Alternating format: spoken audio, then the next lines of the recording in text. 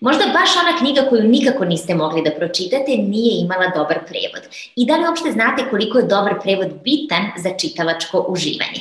O ovome pričamo sa prevodiocima Janom Tufegđić i Nenadom Dropulićem. Uživajte! Poštovanje Jano, poštovanje Nenade, veoma mi je drago što ste deo Telenor i Bookmate festivala Dani digitalne knjige. Nenade, šta mislite, kakvi su nam prevodi generalno? Generalno su solidni do odlični, s tim što su vrlo upadljivi primjeri onih veoma loših prevoda.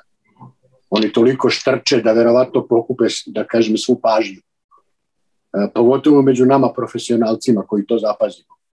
I onda ne žalimo se toliko na to što kolege nisu uložile truda, znanja ili možda nisu imali vremena ili motiva, koliko nam je žao što su mnoge knjige propale, jer su katastrofalno prevedene, ne mogu da se čitaju. Spomenut ću samo jedan primjer, ne bih želeo nikoga da ogovaram i da pljujem, ali Sati Michaela Cunninghama.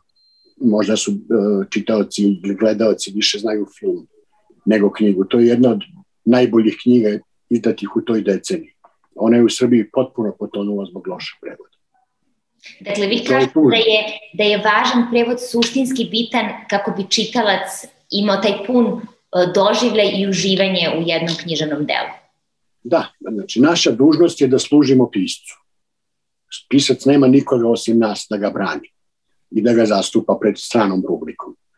A citirat ću, i mnogo puta sam to već učinio, profesora akademika Matu Marasa iz Zagreba, prevodioca Šekspira, koji je rekao da prevod mora da bude tačan, ali ne na račun lepote. I mora da bude lep, ali ne na račun tačnosti. A pre svega mora da bude jasan, makar na račun tačnosti i lepote. I to je otprilike kredo našeg zanata. Da. Jano, šta ti kažeš, koliko je važan dobar prevod za čitalačko uživanje? Pa mislim, što se prevoda tiče, to je sve što čitalac ima. Čitalac nema uvidi originalan tekst, tako da bi uopšte primio ono što originalan autor želi da kaže, prevod je sve. A mislim da prevod zavisi takođe i od naravno jezika na kom je pisano, kakva je vrsta knjige u pitanju. Tako da se i meni desi ovaj slučaj da sam kupila knjigu, ne bi da kažem koja je u pitanju, ali 600 strana knjige koje sam se baš radovala, prevedena i stvarno nisam mogla da je razumem. Ali se vidi taj engleski jezik u prevodu i vidi se konstrukcija rečanice i onda može da se nasluti da je to neki jezik koji je tako malo komplikovani, pogotovo ako se koristi puno slenga, fraza i izraza koje se onda vide u srpskom, ali ne može da se razume šta se tu priča. Tako da je knjiga bila nečitljiva. Tako da za neke knjige zahteve mnogo više truda, a neke. Dakle, šta u stvari onda razdvaja dobar prevod od lošeg prevoda? Ako se čita knjiga i kad je čitate mislite ovo je pisano na srpskom, to je dobar prevod. Ako osetite engleski i osetite prevod i nešto nije jasno, a rečenica ne piše o nečemu komplikovanom, to možete da znate da je neka nejasnoća iz prevoda. Jel se slažete sa Janom, Nenade? Apsolutno, da. Onog momenta kad prevodilac posrne, to će čitalac da primeti i zastaće na tom mestu. Možda neće znati šta nije u redu, ali znači da nešto nije u redu. Za dobar prevod je pre svega neophodno da prevodilac savršeno poznaje maternji jezik, odnosno jezik na koji prevodi. Da bi znao kojim alatom raspolaže, kakve sve instrumente ima na raspolaganju u rečniku, u obliku rečenice, u kakvim gramatičkim pravopisnim začkuljicama, da može što bolje da donese autorovu misao, autorov zvuk, poruku. A što se tiče reči, znate, obično laici pitaju kao pa strane reči. Ne, strane reči pišu u rečniku, to se nađe. Ali ako mora da osjeti zvuk, ja tu govorim zvuk, ukus, miris i boja knjige, kad se pogode. Normalno, pod uslovom da imate kompletan instrumentarijum maternjeg jezika na raspolaganju i da njime vladate lako i vešto, onda što je komplikovanija knjiga, to je veći izazov i to je bolje. Jer onda vežbamo i mozgove. A da li izdavači dovoljno ulažu u dobre prevode na našem tržištu? Nažalost, ne svi. I nažalost i država se ne brine o tome. Ja rado pominjem primjer Nemačke. Dobro, to jeste velika država, moćna država sa velikim čitalačkim tržištem, koja stotinak svetskih klasika svakih 25 godina prevodi iznova. Zato što se jezik menja i razvija. Znači, država se brine o tome da 100-150 najvažnijih dela stranih ima u savremenom dobrom prevodu, da ta generacija može da ga čita. Današnji čitaoci od, na primjer, 25 godina, bez obzira na obrazovanje, teško bi čitali prevode našeg praoca Živojina Simića, koji je počeo da prevodi ozbiljnije sa engleskog negde 20. godina prošlog veka. Meni je on jasan, ja sam u njega odrastao, ali mlad čovjek koji nije imao kontakta s takvim jezikom ima problem. Prevodi zastarevaju i to je normalno i treba ih obnavljati. Što se tiče izdavača, ja želim da verujem da svako čini onoliko koliko može, ali po rezultatima vidim da nije uvek tako. Jano, možeš li da nam navedeš tvoje primere loših i dobrih prevoda? Konkretno naslova? Naslova, jeste. Pa, mislim, ono što sam ja prevodila. Mislim, mogu samo da kažem da ovo se slažem apsolutno sa kolegom, da što je neki prevod izazovniji, da je to meni bolje iskustvo bilo i baš sam ponosna recimo na moj prevod Marsovca, to je bilo izuzetno zahtevno. To je više kao poluknjiževno delo, naučno, prevod kao nekog naučnog teksta, ali sad je naučna fantastika u pitanju, ali zasnovana na naučnim činjenicama koje su sve utemeljene u pravim zakonima prirode. Znači, to je bio veliki izazov, a druga, znači, onaj književni deo knjige se zasnivao na tom govornom jeziku sa puno slenga, sa puno, ne znam, tih nekih izraza i fraza za koje mi nemamo ekvivalent u našem jeziku i puno smisla za humor, pogotovo recimo neke dvoznačne reči ili neka dvojaka značenja igre rečima, sve ono što je neprevodivo, znači.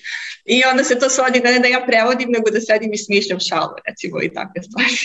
I to je bilo, znači, s jedne strane moram da razumem nauku, da istražim kako izgleda lansiranje rakete i tako neke stvari, a onda s druge strane moram da smišljam viceve i šale. Tako da je to bilo izuzetno zahtevno, a što se mene tiče, to je, mislim, prevod na koji sam ja najviše ponosna. A mislim, najlošiji moji prevodi su bili sa početka, ono kad sam tek počinjala i dok sam ušla u fazon i onda nisam shvatala to da recimo nije glavna stvar u prevodu poznavanja engleskog jezika. Mislim, to je nešto što se podrazumeva i na čemu mora da se radi i pogotovo to što se jezik non-stop menja, da si stalno u kontaktu sa jezikom, da osluškuješ koje su nove reči, nove fraze, izrazi i sve to. Ali da je zapravo najvažnije taj deo engleskog u glavi koji mora da radi dok čitamo tekst, on mora da se isključi kad prevodimo na srpski, da se ne bi omešao i upropastio prevod. Tako da je po meni to najvažnija stvar koju sam naučila. Da, vidim da se Nenad u potpunosti slaže jer klima glavom isto kao i ja. Imam pitanje za vas koje se tiče toga, da li vi kao prevodioci prevodite, na primjer, samo određene žanrove, ako mogu tako da kažem, knjige i njih preferirate, ili prosto to je širok spektar i koji god prevod vam dođe, vi to i uradite? Šta kažete, Nenade? Ja sam prevodio uglavnom romane, prevodio sam dosta publicistike, od pre 3-4 godine imam čast da prevodim i priče. A priča je zanimljiv i vrlo težak književni oblik, zbog sažetosti. Jedino nisam radio drame i poeziju. Pritom smatram da je prevođenje poezije posebna vrsta umetnosti, da to zaista treba da radi neko ko je posebno nadaren za to. Mislim, svi mi budemo u situaciji da moramo da prevedemo nekoliko stihova ponekad. Snađemo se, ali prevođenje poezije je druga priča potpuno i ja se divim kolegama koji mogu to da rade. Ja to ne umem vešto kao oni. Što se tiče žanrova, radio sam i krimiće i, da to kažemo, veliku književnost, ajde po znacima navoda, i žanrovske knjige, publicistiku, dečje knjige, radio sam čak i ja nešto epske fantastike i uživao sam u tome. I nema žanra koji mi je omiljeni. U svakoj knjizi uživam i svakoj se radujem kao da je prva. Divno. A vi, Jano? Pa ja sam otvorena za sve žanrove, mislim do sad ja sam onako bila šarolika, ali mislim sve zavisi od konkretne knjige, nije toliko do žanra koliko do samog štiva, da tako kažem. Ali da, što se tiče poezije, to je posebna stvar, to je stvarno, mislim čovjek mora da bude pesnik da bi to prevodio, to nije čisto prevod. Da, zaista vrlo zanimljivo. Ja nisam do sada imala prilike da se upoznam i sa jednim prevodiocem, tako da verujem da će i svim našim gledaocima ovo biti baš značajan intervju, onako veoma zanimljiv. Što bi mi mladi rekli fun fact. Koje izdanje dobro prevedene knjige biste preporučili? ja moram po dužnosti, što bi se reklo, iz poštovanja da spomenem 3 ili 4 velika imena. Nažalost, ti ljudi više nisu sa nama. Pre svega Stanislava Vinavera, njegov prevod Rablea koji je nebeski potpuno, njegov prevod Švejka za koji Česi kažu da je bolji od originala, bolji od Hašeka. Život i priključenija vojnika Ivana Čonkina u prevodu pokojne Lole Vlatković, svi prevodi Branka Vučićevića, jedna neverovatno teška knjiga, zove se Biblija otrovne masline, koja je bila i veliki hit svojevremeno i dan danas se o njoj priča u prevodu mog preminulog kolege Gorana Kapetanovića. To su recimo dela koja moraju da se preporuče i naravno Gospodara prstenova Zorana Stanojevića, to je remek dela. To je prevodilačko remek dela.